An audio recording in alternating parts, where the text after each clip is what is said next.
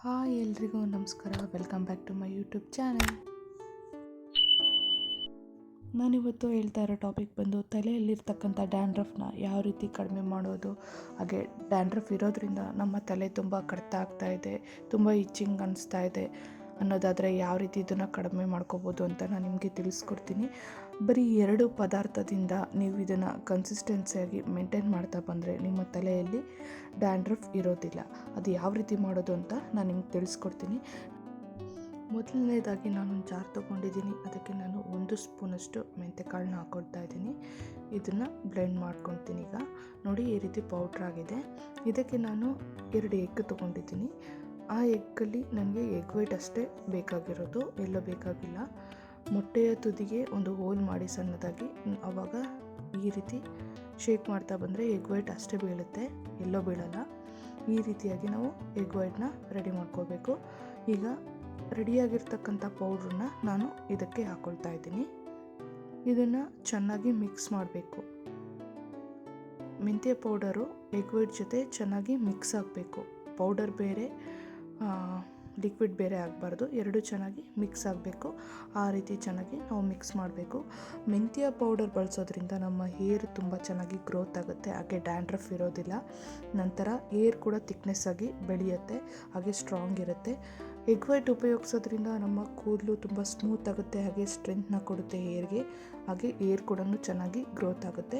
ನಂತರ egg ವೈಟಲ್ಲಿ water content ಇರೋದ್ರಿಂದ ನಮ್ಮ ಕೂದಲು ಹೈಡ್ರೇಟ್ ಆಗಿರುತ್ತೆ, ಸೊ ಹಾಗಾಗಿ ರಫ್ ಅನಿಸೋದಿಲ್ಲ. ಜಸ್ಟ್ 2 ಪದಾರ್ಥಗಳಿಂದ ಈಸಿಯಾಗಿ ನಮ್ಮ ಡ್ಯಾಂಡ್ರಫ್ನ ಕಡಿಮೆ ಮಾಡ್ಕೋಬೋದು. ನೋಡಿ, ಈ ರೀತಿ ಮಾಡಿಕೊಂಡು ನೀವು ವಾರಕ್ಕೆ 2 ಸರಿ ಮಾಡ್ತಾ ಬಂದ್ರಿ ಅಂದರೆ ನಿಮ್ಮ ತಲೆಯಲ್ಲಿರ್ತಕ್ಕಂಥ ತಲೆ ಹೊಟ್ಟು ಕಂಪ್ಲೀಟಾಗಿ ನಿವಾರಣೆ ಆಗುತ್ತೆ. ಹಾಗೆ ತಲೆಯಲ್ಲಿ ಕಡ್ತಾ ಆಗ್ತಾ ಇರೋದು ಅದು ಕೂಡ ಕಡಿಮೆ ಆಗುತ್ತೆ. ಕೂದಲು ಚೆನ್ನಾಗಿ ಬೆಳೆಯುತ್ತೆ, ಹಾಗೆ ಕೂದಲಿಗೆ ಒಳ್ಳೆ ಶಕ್ತಿ ಸಿಗುತ್ತೆ. ನಂತರ ಏರ್ಸ್ ಕೂಡ ಚೆನ್ನಾಗಿ ಸ್ಮೂತ್ ಆಗುತ್ತೆ. ನೋಡಿ, ಈ ರೀತಿ ಮಿಕ್ಸ್ ಮಾಡಬೇಕು. ಮಿಕ್ಸ್ ಆಗ್ತಾ ಇದೆ. ನಾವು ಎಷ್ಟು ಚೆನ್ನಾಗಿ ಮಿಕ್ಸ್ ಮಾಡ್ತೀವೋ ಅಷ್ಟು ಚೆನ್ನಾಗಿ ನಮ್ಮ ಕೂದಲಿಗೆ ಅದು ಹಿಡ್ಕೊಳ್ಳುತ್ತೆ. ಇಲ್ಲ ಅಂದರೆ ಪೌಡರ್ ಸಪ್ರೇಟ್ ಆಗುತ್ತೆ ಅಥವಾ ಲಿಕ್ವಿಡ್ ಸಪ್ರೇಟ್ ಆಗುತ್ತೆ. ಸೊ ಹಾಗಾಗಿ ನಾವು ಚೆನ್ನಾಗಿ ಮಿಕ್ಸ್ ಮಾಡಬೇಕು. ನೋಡಿ, ಈಗ ಈ ರೀತಿಯಾಗಿ ಚೆನ್ನಾಗಿ ಮಿಕ್ಸ್ ಆಗಿದೆ, ಕಾಣಿಸ್ತಾ ಇದೆ ಅಲ್ವಾ? ನೀಟಾಗಿ ಕಂಪ್ಲೀಟಾಗಿ ಮಿಕ್ಸ್ ಆಗಿದೆ.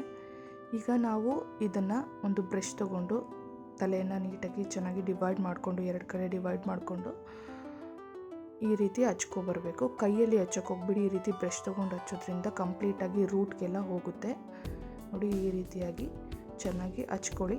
ಈ ರೀತಿಯಾಗಿ ಹಚ್ಕೊಂಡು ನೀಟಾಗಿ ತಲೆನ ಕಟ್ಕೊಂಡು 1 ಅವರ್ ಬಿಟ್ಬಿಟ್ಟು ನೀವು ತಲೆ ಸ್ನಾನ ಮಾಡಿ. ಆವಾಗ ಕಂಪ್ಲೀಟಾಗಿ ಡ್ಯಾಂಡ್ರಫ್ ಕಡಿಮೆ ಆಗ್ತಾ ಬರುತ್ತೆ.